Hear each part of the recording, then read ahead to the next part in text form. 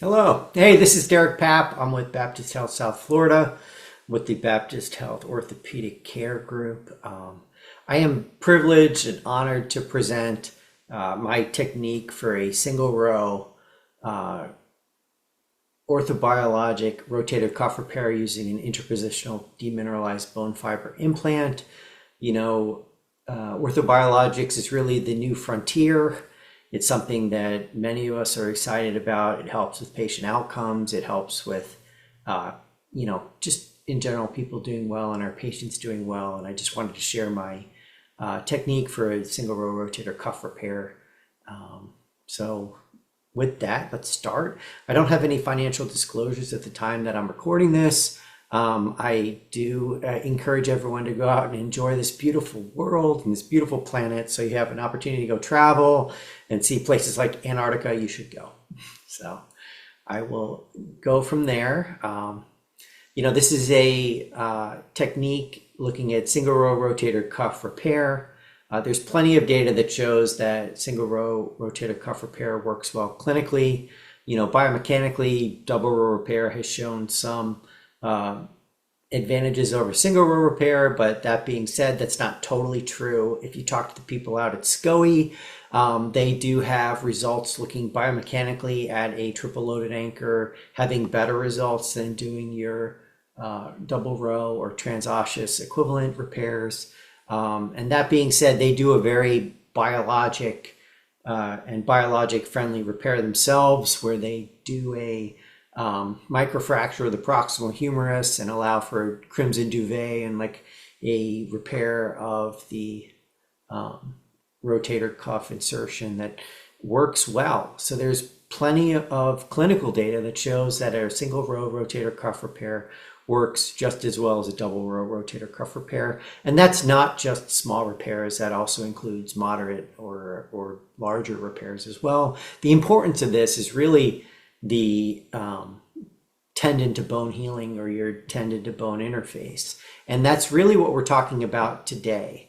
So this implant that I'm going to talk about is basically a demineralized bone fiber implant. The concept is that the tendon will heal better to the bone and better faster. So there is data that shows that using these DBM or demineralized bone fiber implants help with healing and help with it happening faster.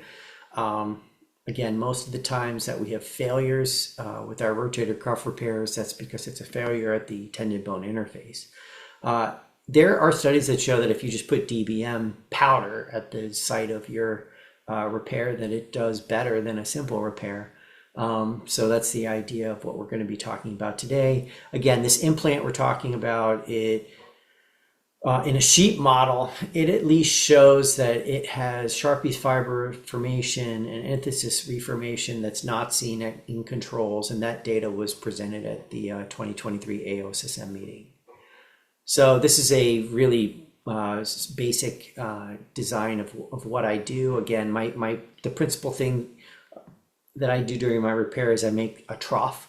So I make this trough here. It allows for the elements in the bone, for your healing factors to escape. It vents the bone. It also opens a place for the tendon to be tucked into, with the thought being that the tendon being tucked into this area will promote tendon to bone healing, because it already has contact not with your smooth bone that's out there at the time of repair, but into cancellous bone, because we've already made a home for it.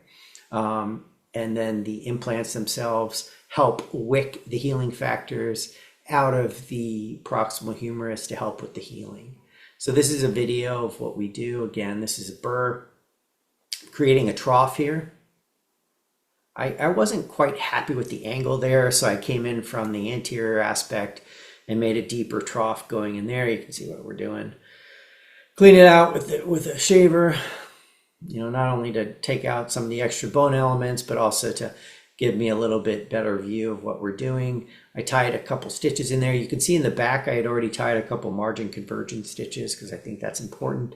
I'm pulling on the rotator cuff to make sure that it's free enough so that we can easily reduce it to the area on the proximal humerus where I want it to go. This is me, again, cleaning it out with cautery. This is me putting the implant in. Again, this is the punch. You put it in, twist, twist, twist. That kind of makes the home for the implant. This is your how you put it in. Again, there's the implant itself. That whole process takes a couple minutes. It's really easy to do. When it's set, you can see that it's right at the edge of where the articular cartilage is. So this helps us have a repair that has very minimal tension on the repair. So we're going to bring this tissue over to the trough and over to the implant. Again, this implant has a porosity, so it's going to help wick the healing factors and your stem cells out of the proximal humerus into the area of the repair. I've shuttled the sutures back so I can pull the tendon back. You can see where it's going to attach. And then this is me putting in my anchors. I put in either 1 or 2 horizontal mattress sutures per anchor. Depends on the size of the repair. These are single loaded anchors. You can see everything comes together quite nice. This is me cutting the suture. But when all said and done, I'm going to clean this up a little bit. But you can see here what you've got is the tendon's attached to bone here. So this area of the bone's actually quite vertical. And then underneath it is an area that's already been decorticated and has the implant there too to help with the healing, such that if you can visualize this, if this all scars over, this is going to be a fantastic biologic repair, because at the end of the day, it's not whether or not you do a single row or double row, it's the tendon healing to the bone. So we try to give it the best opportunity to do that. And hopefully with this construct and with your orthobiologic application, it helps you do that. This is looking from the side. Again, here's your repair. It looks great. Attaches here to the bone. There's really no gap formation. Again, as long as you put in enough sutures and you have a nice, I did a margin convergence here, but when you do that kind of stuff, I think it helps with the repair and make sure that you have tendon healing to bone. This is one last view. Again, not that much different than the last one, but again, here's your bone. Here's your tendon attaching into the bone. And again, patients seem to do quite well with this. I think the stickiness of the application, it helps the tendon heal to the bone faster. It's stickier faster, as one of my old mentors used to say. So thank you again for listening. Really appreciate your attention. If you have any questions, please don't feel bashful or anything. Reach out. I'm happy to help. And yeah, hope you guys have a wonderful day.